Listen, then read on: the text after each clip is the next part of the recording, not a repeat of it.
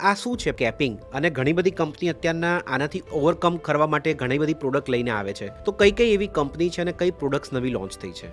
તો કેપિંગ કેવું છે કે આજે કોઈ એક સર્જરી છે તો એક સર્જરીની અંદર મારી એક લિમિટ થઈ ગઈ ભાઈ હું આનાથી વધારે નહીં આપું. દાખલા તરીકે એક રૂમ ચાર્જ આપણે જોઈ લઈએ કે ભાઈ રૂમ ચાર્જ કેવું હોય છે તો 1% હોય છે, સમ ઇન્શ્યોરના 1%.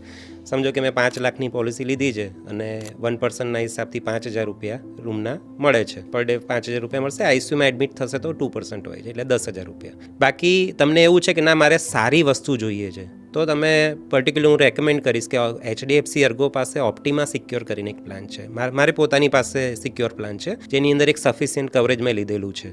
તો એની અંદર તમારે ક્લેમ આવશે ને ત્યારે એક બી રૂપિયો નહીં કપાય. તમારે જે બી એમાઉન્ટનો સમ ઇન્શ્યોર્ડ હશે એના કરતાં ડબલ કવરેજ એ લોકો આપતા હોય છે. એટલે મારું સ્ટ્રોંગલી રેકમેન્ડેશન છે કે તમારે એવી પ્રોડક્ટ લેવી જોઈએ કે જેમાં કોઈ પણ પ્રકારની કેપિંગ, સબલિમિટ